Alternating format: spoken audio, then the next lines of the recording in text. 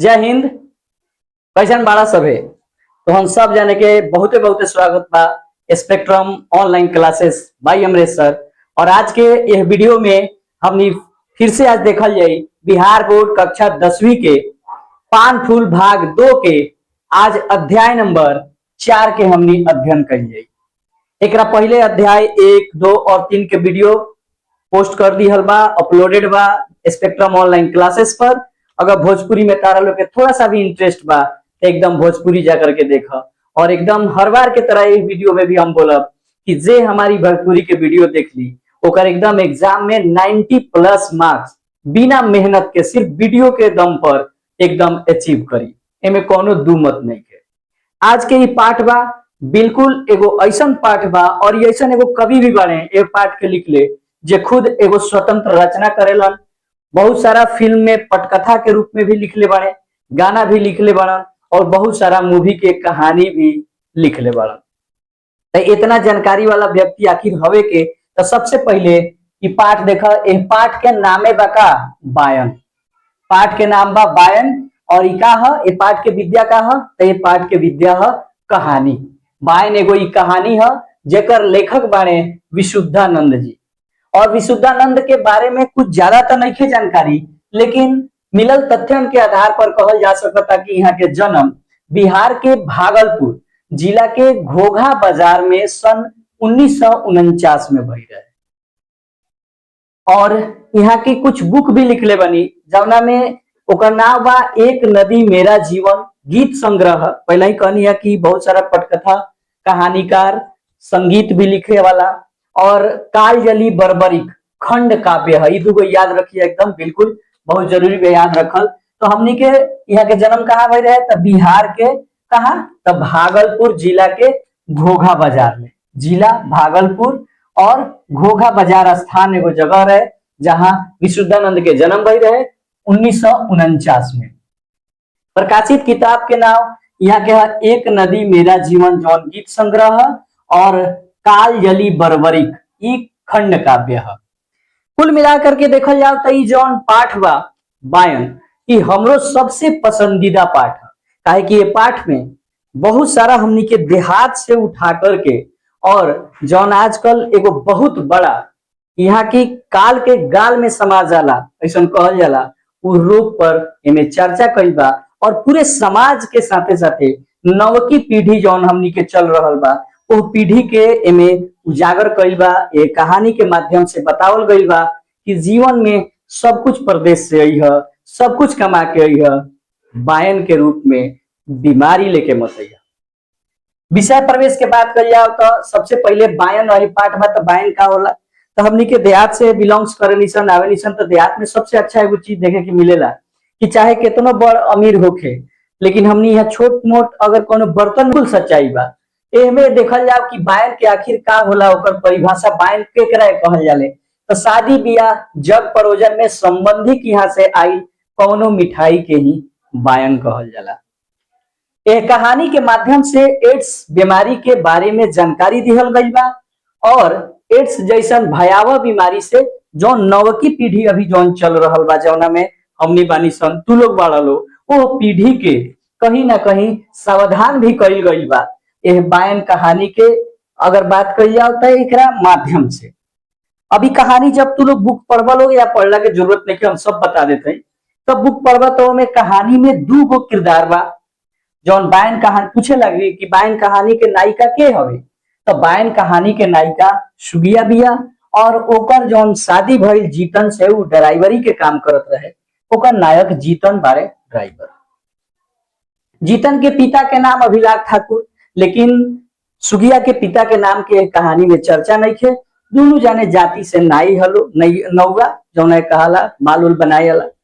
इन्हें जीतन के गवनई के चर्चा पूरे क्षेत्र भर में होके जौन होली पर हमनी के होला नो गीत गवनई बजनई उमें जीतन एकदम कद काठी मतलब शुरू के 2-3 पैराग्राफ जब पढ़ब तो उमें सिर्फ जीतन और सुगिया के वर्णन कइल बा, शारीरिक वर्णन। दोनों एक से काल सुंदर रहे, बहुत सुंदरता में ओकरी नियर केहू रहले ना रहे। जीतन जब झाल लेके पूरा बजावे लगस गावे लगस तब जीतन के बाबू अभिलाष ठाकुर ओकर पीठ ठोकस आ कह साबस बेटा मजा आ गई। और जीतन के गौनई या बजनई के चर्चा पूरे जवार भर में होके कि गजबे गावेला।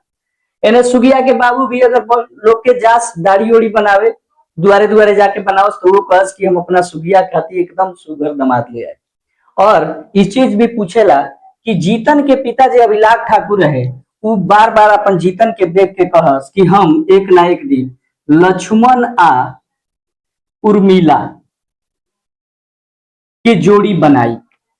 मतलब कि जितना सुंदर हमारा ये जीतन बाड़े वो ले कहीं ज्यादा सुंदर ही लड़की से हम अपन जीतन के शादी करब। और ऐसा ही भइल भी, दोनों के शादी भी भइल।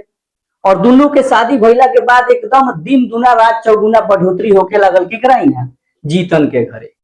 जीतन के घरे अब गांव में भी चर्चा होके लगल कि वाह अभिलाष ठाकुर के घरे तो दोनों हाथे पैसा पीटा था। काहे कि जीतन शादी के बाद चल गई ड्राइवरी करे बाहर, कोलकाता चल गई रहे। और जीतन के बाबू अभिलाष ठाकुर घरे अपन काम करस। बहुत सुंदर पतो पाके पूरा परिवार हंसत खेलत रहे। और यहाँ तक कि घर आंगन में पूरा खुशियां छौले रहे। इन्हें अब जीतन फिर बाहर जब चल गई ने, बीच में बहुत सारा कहानी बाटे जौन हर एक घर में देवर आ भौजाई के रूप में देखल जाला। वो कहानी के एमे बतावल बा, लिखल गई बा एकदम बिल्कुल देहाती तरीका से। जीतन के अब लेकिन सब कुछ होत रहे बाकी शादी के 10 साल बीत गईला के बाद भी सुगिया और जीतन ये दोनों कभी मतलब कि एकनी के संतान ना भइल। फिर जीतन बाहरे रहे। अब जीतन के जौन पड़ोसी रहलन ढोढई राम, जीतन के पड़ोसी ढोढई राम जेकरा पास एकमात्र गांव में यह व्यक्ति रहलन जेकरा पास WLL टेलीफोन रहे। और यही WLL टेलीफोन पर पूरा गांव भर के कनेक्शन जुड़े, पूरा बाहर से फोन आवे और फिर पूरा गांव भर के लोग इसे आकर के 2 रुपया दे करके और बात होता अपन करे। फिर समय बीतल, समय बीतते चल गए और ढोढई राम के पास फोन आई बहुत रात के, लगभग रात के समय देवल बा 10 बजे के आसपास में। जब फोन आई तब फोन अला के बाद जीतन अपना छोट बेटा के दे करके फोन बोलन कि जा आई सुगिया भौजी के दे दो, बोला के लिए अब जीतन फोन कैले बड़न। वैसे लड़का हल्ला करत आई कि चलो भौजी जीतन काका के फोन आई बा। फिर सुगिया बहुत ही हंसी खुशत मतलब मुस्कुरात एकदम दौड़ल दौड़ल चल देली। चली तो अभिलाष ठाकुर वही जा सुतर रहने, कहले कहाँ पतो कहाँ जाता रुक दिया भाई चोरबत्तियों ले जाइए। चोरबत्तिया का अर्थ टॉर्च, टॉर्च को चोरबत्तिया दिया है। फिर उसके बाद ये आया, बात हुआ, बात होने पर बहुत स्लो साउंड में जीतन हेलो कहलस। सुगिया बोलस कि ड्राइवर बाबू इतना स्लो साउंड में काहे बोला तरह, तो तबीयत खराब बा, कहाँ से बोला तरह, पटना से। और पटना से जब आकर के जीतन फोन कैलक तो ओकरा बोले के एकदम बिल्कुल ओकरा शरीर में दमे न रहे। सुगिया हालांकि ना जानता रहे कि इतना बड़ा भयावह बीमारी के शिकार हो जाए जीतन। सुगिया हंसते हंसते बोलस कि घरे आव सारा रोग तो ठीक हो जाए। जीतन घरे अइले, घरे अइला के बाद लगभग 1 साल तक कौनो ऐसा पीर फकीर मंदिर मस्जिद देवी देवता होम्योपैथ एलोपैथ मतलब आयुर्वेद कोई बाकी ना रहे जेकरा के लगे जीतन के देखा ना लेहल गई। लेकिन जीतन के जैसे देह पिचक गई रहे उतना गौनई में तेज और उतना पट्टा नियर शरीर बिल्कुल गल के एकदम पातर कंडा नियर हो गई रहे। कौनो सुधार ना आइलो में। जब कौनो सुधार ना आयल तो फिर लोग राय दिलस और कि एकरा के लेकर के पटना जालो। और ये लोग चल देला एकरा के जीतन के लेकर के पटना के PMCH Patna medical college and hospital PMCH में लेकर के ये लोग चल दिया। और जब PMCH में लेकर के चलल तब PMCH में गईला के बाद ये लोग भर्ती भइल। जौना वार्ड में जीतन के भर्ती कल गई वो वार्ड में पूरा एक ही जैसन एकरे जैसन बीमारी वाला लोग पड़ रहे। पूरा गाल और पिचकल, आंख जौन बा कोठरी नियर धसल और एकदम शरीर गल के पानी नियर पूरा नियर हो गई रहे। इतना कहानी, इतना तब तक वीडियो के पॉज करा और एकरा के लिख लो फिर आके बताओ तनी। अब जब तब तक डॉक्टर आइल वार्ड में और एजा से अब कहानी के बिल्कुल ही मोड़ बदल जाता। कि पार्ट ऐसा बा कि तोरा लोग अपन परिवार के साथे भी देख सकता रह और अपने खुद के जीवन में पार्ट के ढाल भी सकता रह। देखो उतना हंसत खेलत सुगिया अभिलाष ठाकुर के परिवार कैसन गौरैया के जगह खोता उजड़ जाला, वो कैसे उजड़ गई ओकर परिवार, आगे देखो कहानी में। डॉक्टर सुगिया देवी जी, डॉक्टर बाबू, मैं आपको समझाने की कोशिश करता हूं कि एड्स एक ऐसा रोग है जो शरीर की रोग प्रतिरोधक क्षमता को ही नष्ट कर देता है। यानी शरीर के हम लोगों के अंदर एक इम्यूनिटी सिस्टम काम करती है जो रोगों से लड़ने की क्षमता रखती है। जैसे मान लीजिए कि कोई भी देश है, वो अपने पूरे बाउंड्री पर, सीमा रेखा पर क्या रखा, अपना सैनिक बल रखा है, जो सैनिक बाहरी अटैक को, बाहरी दुश्मनों से अपने देश की रक्षा करता है। ठीक उसी प्रकार हमारे पूरे बॉडी में, पूरे ब्लड में इम्यून सिस्टम का एक जाल बिछा गया है जो हर एक छोटी मोटी और बड़ी से बड़ी बीमारियों से लड़ने की क्षमता होती है। लेकिन इस बीमारी में, इसमें एक ऐसा यह रोग है जो शरीर की रोग प्रतिरोधक क्षमता को ही नष्ट कर देता है। यानी शरीर के अंदर जो रोगों से लड़ने की ताकत होती है वही खत्म हो जाती है। शरीर अनेक रोगों का घर बन जाता है। चूंकि यह कोनो रोग ना है, एकरा के कहल जाला डिसऑर्डर। तो हम लोग जब साइंस पढ़वा लो तो में मतलब कि डिजीज और डिसऑर्डर, ये दोनों में अंतर होला। हई तक कलेक्शन हो जाला बहुत सारे रोगों का घर। जब डिजीज पढ़वा ना तो में डिजीज और डिसऑर्डर दोनों अलग अलग होता है। तो ये अनेक रोगों का घर बन जाता है। इस पर किसी पुष्टिकर भोजन या दवा का कोई असर नहीं होता और धीरे धीरे आदमी की मौत हो जाती है। क्योंकि बुक लिखे के समय तक या वो बेरा तक एक कोनो दवा ना बन रहे, लेकिन अब एक दवा हालांकि मार्केट में बा अवेलेबल, आदमी के बचा तो नहीं कर सकत लेकिन जीवन लंबा कर सकता अगर समय से एक उपचार हो गई, समय समय से खान पान, व्यक्ति स्वस्थ मतलब कि बिना चिंता के रहे लगल, खान पान अच्छा होके इम्यूनिटी पर ध्यान दे तब बच सकता। लेकिन वो समय तक तक कौन कर इलाजे ना रहे। हालांकि अब खतरनाक स्टेज में पहुंचला के बाद केहू नहीं के रोक सकता। यह रोग खून में HIV, याद रखिएगा कि एड्स रोग जो होता है वो खून में HIV नामक विषाणु के प्रवेश करने पर होता है। अब ये जब पंक्ति है ना, ये एकदम बिल्कुल एकदम टू द टॉपिक है और एकदम यही जिससे क्वेश्चन हमेशा पूछत रहेला। यह विषाणु प्रदूषित, अब देखिए अब पूछ देता है कि एड्स रोग कैसे फैलता है। तो यह विषाणु प्रदूषित सुई से एड्स ग्रसित व्यक्ति के साथ असुरक्षित संभोग से, माता पिता से संतान में, अथवा दूषित रक्त चढ़वाने से एक दूसरे में तेजी से फैलता है। इसीलिए बोला जाता है कि जितने यंगस्टर है या जितने लोग भी दाढ़ी मोची से बनवाने वाले हैं, वे सभी अगर सलून में जाएं तो कम से कम देखें कि कहीं ब्लड टच करने की तो कोई बात नहीं। क्योंकि ऐसे ऐसे सलून में लोग रहते हैं जो छुड़ा में जो है पुराने ब्लेड, एक एक ब्लेड से 5-5 7-7 आदमी का हजामत बना देते हैं। अब अगर कोई व्यक्ति पहले से HIV पॉजिटिव है तो उसका ब्लड अगर कहीं कट हो गया तो उसका ब्लड उसी पर है, वायरस उसका उसी पर है, और फिर उसी से आपको बना दिया तो आप भी HIV पॉजिटिव हो जाए। असुरक्षित यौन संबंध से, ये तो देखिए भारत में जो है ना, इसका संख्या, HIV का संख्या काफी तेजी से बढ़ रहा है। अपने बिहार में तो और भी जल्दी। कारण है कि जो ये सेक्स एजुकेशन है ना, वो हमें पढ़ाने की क्षमता बहुत कम है। शिक्षक भी 80% ऐसे शिक्षक हैं जो सेक्स एजुकेशन को पढ़ाने से शर्माते हैं। हालांकि उनको पता होना चाहिए कि सब कोई इसके बारे में जानता है, लेकिन जब तक उसको जागरूकता नहीं लाएंगे, उसके लिए तरह तरह का कार्यक्रम नहीं चलाया जाएगा, तब तक लोगों के अंदर नहीं। बहुत सारे ऐसे लोग हैं कि इसके बारे में कुछ भी नहीं जानते हैं। बचाव कहां से? और आप तो जानते हैं किसी भी बड़ी से बड़ी बीमारी का सबसे बड़ा इलाज क्या है? बचाव। होने से पहले का बचाव कर लीजिए, एकदम मस्त है। हो जाने के बाद तो फिर तो भगवान भरोसे का बात हो जाता है।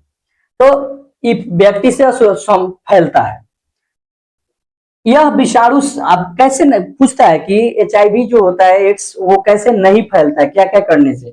तो देखिए, साथ में रहने से, खाने पीने से, हाथ मिलाने से, या एक दूसरे के कपड़ा या बर्तन इस्तेमाल करने से, यह बिल्कुल नहीं फैलता है। अगर ऐसा आप हल्ला कर देते हो ना, या कोई HIV पॉजिटिव है और उससे ये सभी दूरियां आप बनाने लगते हो, उसके साथ रहते नहीं हो, खाना पीना में उसको अलग कर देते हो, बर्तन कपड़ा, अगर थाने में जाकर रिपोर्ट करे तो आप पर कार्रवाई की जा सकती है। तो इतने होने के बाद ये डॉक्टर बताया। अब आगे का कहानी थोड़ा मैं पढ़ दे रहा हूँ आपको, बहुत ही दर्दनाक कहानी है भाई। अब डॉक्टर जब इतना बोल रहा, तब फिर डॉक्टर कहला कि सुगिया अब तुम्हारा भी हमें ब्लड रिपोर्ट लेना पड़ेगा। क्योंकि तू भी के संपर्क में हो। सुगिया हक्का बक्का डॉक्टर के बात सुनत रह गई। नर्स नया सिरिंज निकाल के ओकरा बाह से खून लेलस, निकललस आ नमूना लेके डॉक्टर आ नर्स त सब लोग चल गई।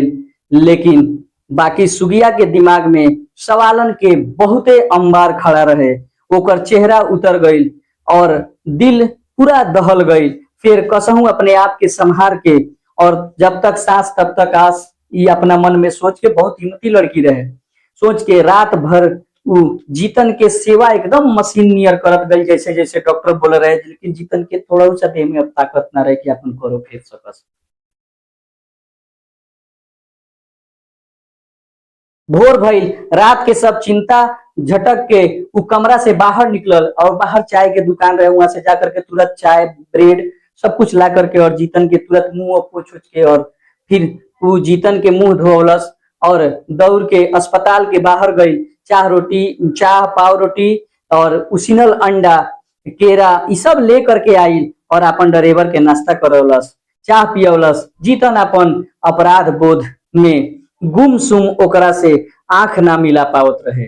जीतन के ग्लानी होत रहे कि हमारे इतना हसत खिलत परिवार और हमरा चलते ही सब कुछ बिखर गई। वो चुपचाप होकर निहोरा माने पर बेबस रहे। बस सुगिया जवन जवन आदेश देवे ओकर पालन चुपचाप जीतन करत जात रहे। इतना सुगिया इतना बढ़िया गायक, दहाड़े वाला और सरपट दौड़े वाला, एकदम देह गोल और गुठली जैसे वाला, छाती 56 इंच के जौन चल जाला नु, उ मरद लागल जैसे गढ़ा में धस चुकल बा और देह पूरा पिचक गईल बा, जौना के पूरा।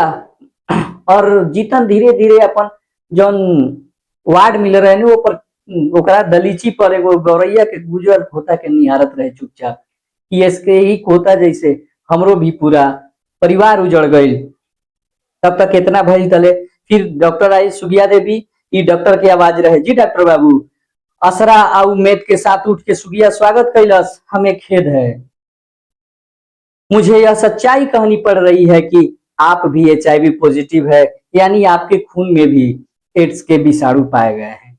डॉक्टर के बात पूरा होत सुगिया फुका फाड़ के रोए लगल। अब पूरा हॉस्पिटल में ऐसा केहू ना रहे जे सुगिया के रोला पर 2-4 बूंद आंसू अपन ना बहा देले होके। सब लोग रोए लगल और डॉक्टर के बात पूरा होत सुगिया पूरा चिल्लैलस, जा हो ड्राइवर बाबू, ई बाइन कहवा से ले अइल हो और हमरो बखरा लगा देला। ऐसे कह के पूरा रोए लागल। सुगिया डकरत हकरत माथा धर के धरती पर धस से बैठ गई। ओकरा रोआई से पूरा वार्ड के पीर पसारे लागल। पत्थर के मूरत बनल जीतन के कोटर में धसल दोनों आंख से दर्द आ ग्लानि पानी बन के ढहके लागल, जौना के धार में तकिया के साथे साथे ओकर समुच्चा अस्तित्व गहराई में डूब गई। एक गलती, एक बीमारी पूरा सुगिया और जीतन के जीवन तबाह कर देलक और दोनों शायद ना बचले सब। तो ई रहला कुल मिलाकर के बायन कहानी। और झट से बता दा थोड़ा हमरा के कमेंट्स करके कि अगर पढ़ले होगा ना, साइंस में बहुत बार मिलल हुई, HIV के फुल फॉर्म का होखेला। तुरंत झट से अपन कमेंट्स बॉक्स ओपन करो और कमेंट्स में जाकर के बताओ HIV के फुल फॉर्म का होखेला। और एक पार्ट के खूब ध्यान से देखा और यही वीडियो में हमने एक प्रश्न उत्तर भी देखल जाए।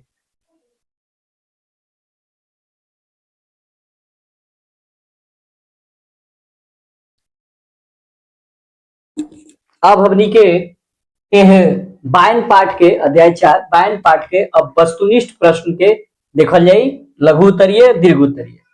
प्रश्न के जवाब हम देहम बिना लिखले, तो हम लोग वीडियो बीच बीच में स्टॉप करके और एक नोट्स जरूर बनाओ जा। बिना कॉपी या कलम के वीडियो देखे मत बैठ। और देखे के तरीका बा कि वीडियो के स्पीड 1.25 या 1.5 पर करके देखा, लेकिन बीच बीच में स्टॉप करके और वीडियो के देख देख करके और पाठ के बारे में जरूर लिखा, तभी मजा आई और तभी रिजल्ट होगा। नहीं तो ऐसे देख देख करके रील जैसे स्क्रॉल कर करके देखा जाएगा, कोनो फायदा हुई ना। फिर बाद में हुई कि झूठाऊ खान आकर के कस की 90 आई आई हईले ना, मेहनत तो करे पड़ी। तो सबसे पहले वस्तुनिष्ठ प्रश्न, पहला प्रश्न बा, बायन गद्य के कौन विद्या के रचना बा? निबंध, कहानी, संस्मरण, रेखा चित्र। बताओ, बोला। तो एकर जवाब हुई कि बायन गद्य के सामने ही लिखल बा कि कहानी एकर विद्या के रचना बा। बायन रचना कौना विषय पर आधारित बा? प्रेम पर, गीत गवनई पर, एड्स पर कि पति पत्नी पर?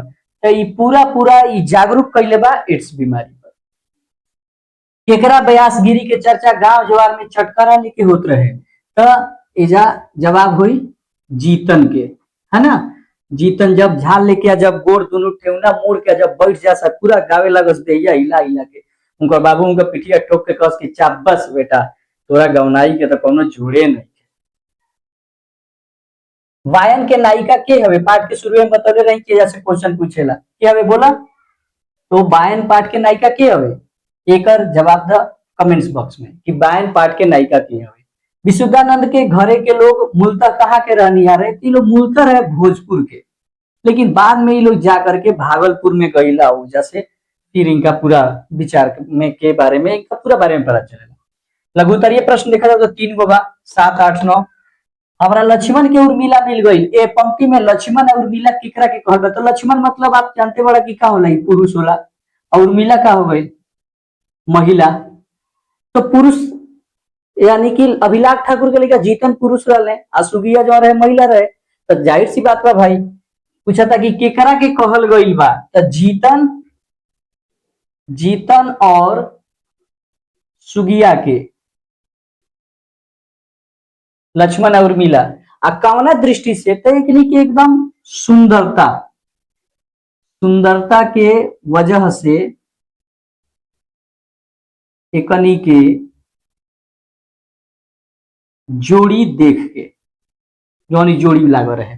एड्स शरीर में सबसे पहले केकरा के खत्म करेला? तो ये सबसे पहले खत्म करेला रोग से लड़े वाला क्षमता के,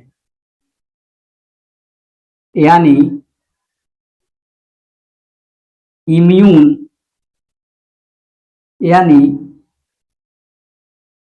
रोग प्रतिरोधक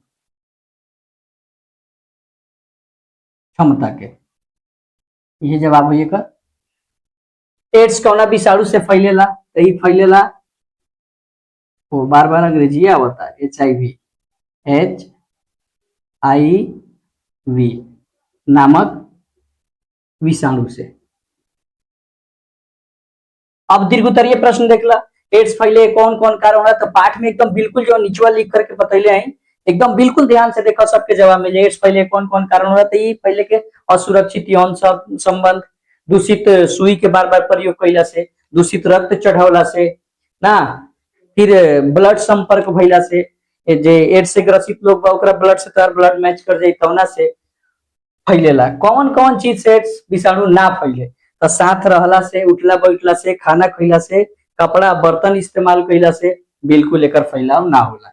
जीतन काहे लेटल लेटल गौरैया के उजरल खोता निहारत रहे? काहे कि जीतन भी देखत रहे कि जौना प्रकार से गौरैया के खोता, गौरैया में से चिड़ई पंछी अपन परा गई बा जब खोता छोड़ के, हमार घर परिवार भी हम खत्मे हो गई नहीं, हमार पत्नी अब खत्मे बड़ी, यानी हमरो जौन खोता खूबसूरत खोता जौन लागल रहे, दिन भर रात भर मेहनत करके जौन हमनी अपन घर सजौले रही, खोता लगौले रही, ओमे के जब पंछिए ना रही तो फिर वो खोता के काम है तो धीरे धीरे उजड़ गए और वो सही उजड़ गए। तो एक सही जवाब हुई कि जीतन गौरैया के उजड़ल खोता ऐसे निहारत रहे कि अब देखत रहे कि ओकरो भी अब घर परिवार पूरा खोता के जैसे ही उजड़ गए। तो कुल मिलाकर के ये अध्याय 4 रहल विशुद्धानंद जी के, काफी बढ़िया मार्मिक पाठ ही। एकरा के देखो बार बार और शेयर कर, लाइक कर और कमेंट्स करे में कंजूसी ना, और वीडियो के ज्यादा से ज्यादा शेयर कर।